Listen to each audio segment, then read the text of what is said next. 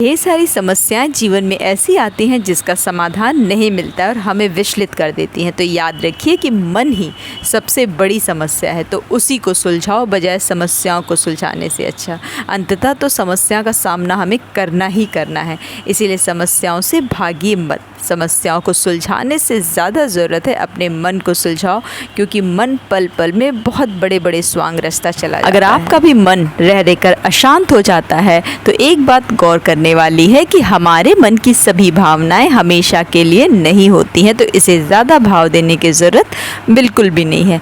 मन को एक काम पर लगा दो, वो भागेगा उसे पकड़ कर ले आओ, वो फिर भागेगा उसे फिर पकड़ कर ले आओ। मन को भी नियंत्रण की रस्सी से बांध कर बार बार अपने रास्ते पर लाया जाता है, तो अंत में वो अपने स्वामी का कहना मानना सीख ही जाता है, और इसी को कहते हैं अभ्यास की तलवार चलाना। भगवान कृष्ण की एक बात और समझने लायक है कि हर किसी के लिए खुली किताब मत बन जाया करिए। मतलब सबके सामने अपना दुख सुख कहने की कोई आवश्यकता नहीं है, क्योंकि किसी को भी आपके इमोशन से, आपके सुख से, आपके दुख से कोई भी लेना देना नहीं होता है। वो केवल आपके साथ टाइम पास करते हैं। और याद रखिए, आपकी सबसे बड़ी दौलत आपका वक्त है, आपका समय है। जिसे भी दे रहे हैं सोच समझ कर ही दीजिएगा। जब भी आप बहुत दुखी और हारा हुआ महसूस करते हैं तो याद रखिएगा कि असफलता के बिना कोई भी सफलता नहीं मिलती है, और जिस दिन आप हार मान लोगे उस दिन आप वास्तव में असफल हो जाओगे। तो हार मानने की ज़रूरत बिल्कुल भी नहीं है, आपको कोशिश करते रहना है। अपने बीते हुए कड़वी यादों को, पलों को जितना जल्दी हो सके त्याग दो, नहीं तो वो आपका आज भी खराब कर देंगे। जीवन में दो ही आपके सच्चे मित्र हैं, एक तो आपका किया गया कर्म और दूसरा है परमात्मा। बाकी सब कुछ यही मिला है और यही छूट जाएगा। हमारा किसी के साथ संबंध कैसा रहेगा उसका आधार होता है उससे अपेक्षा रखना। अगर कोई आपकी अपेक्षाओं को पूरी करता रहेगा तब तो वो आपके काम का है, क्योंकि वो आपको खुश रख रहा है। जैसे कोई भी रिश्ता हुआ, जैसे आपके पति हुए, आपकी पत्नी हुई, आपका बच्चा हुआ, आपका और कोई रिलेशन हुआ। पर याद रखिए इन अपेक्षाओं का टूटना 100% तय है, क्योंकि ये अपेक्षाएं आपके दिमाग में जन्म ले रही हैं, ना कि सामने वाले। कभी कभी क्या होता है कि हमारे आसपास, हमारे परिवार में या हमारे साथ कुछ ऐसी चीज़ें चल रही होती हैं या घटित हो जाती हैं जिनसे हम उबर नहीं पाते हैं, जिन्हें हम चाह कर भी न्यूट्रल नहीं रह पाते हैं। वो सिचुएशन हमें या हमारे परिवार को पूरी तरह से तोड़ कर रख देती हैं। तो आखिर ऐसी स्थिति में क्या किया जाए? कभी कभी क्या होता है कि आप हर परिस्थिति को संभाल पाना हमारे हाथ में होता ही नहीं है। ऐसी सिचुएशन में सकारात्मकता बनाए रखना भी बहुत मुश्किल हो जाता है। तो भगवान कृष्ण गीता में यही समझाते हैं कि परिस्थितियों को सही करना आपके हाथ में ना हो तो उसे स्वीकार कर लें और उसे समय पर छोड़ दें, क्योंकि समय की सबसे अच्छी बात यह होती है कि वो कैसा भी हो गुजर ही जाता है।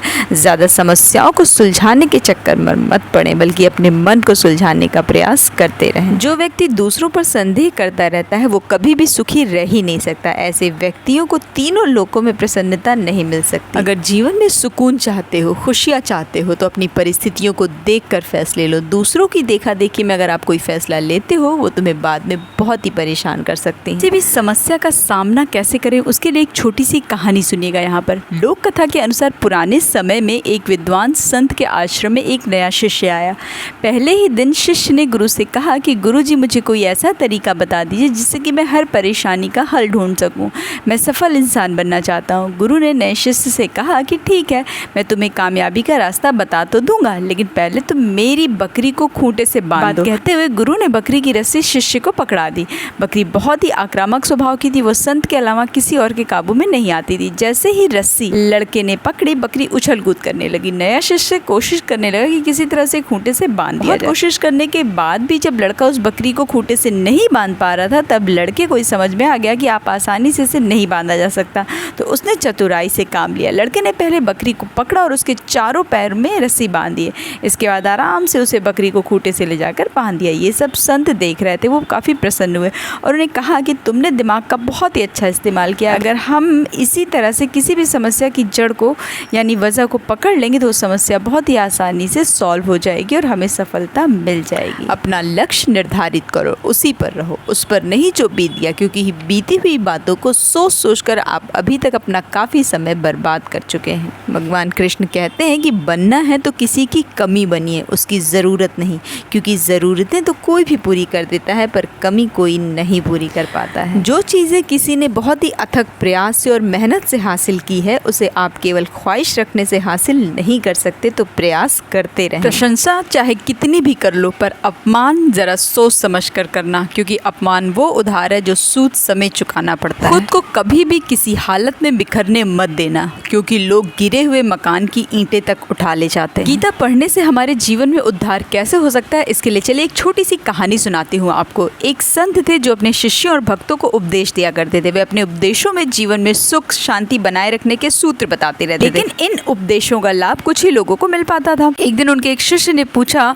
कि महाराज, क्या आपके सत्संग सुनने वाले सभी लोगों का कल्याण होता है? संत ने कहा, कुछ का होता है और कुछ का नहीं होता है। शिष्य ने पूछा कि आपके उपदेशों के बाद भी सभी लोगों को शांति क्यों नहीं मिल पाती महाराज? संत ने इस सवाल के जवाब में एक सवाल पूछा, अगर कोई व्यक्ति तुमसे राजमहल जाने का रास्ता पूछे और तुम्हारे रास्ता बताने के बाद भी वो भटक जाए तो तुम क्या कहोगे? शिष्य ने कहा, तथागत मेरा काम सिर्फ उसे रास्ता बताने का है, अगर वो फिर भी रास्ता भटक जाता है तो मैं क्या कर सकता हूँ? संत ने कहा, भाई ठीक इसी तरह मेरा काम भी लोगों का मार्गदर्शन करने का है। मैं लोगों को सिर्फ गलत सही का भेद बता सकता हूँ। मैं जो सूत्र बताता हूँ उन्हें जीवन में उतारना है या नहीं उतारना है, ये निर्णय लोगों को ही करना होता है। जो लोग ये सूत्र जीवन में उतार लेते हैं उनका कल्याण हो जाता है और उनके जीवन में सुख शांति आ जाती है। जो लोग इन बातों को नहीं अपनाते हैं वो हमेशा दुखी रहते हैं और भटकते रहते हैं।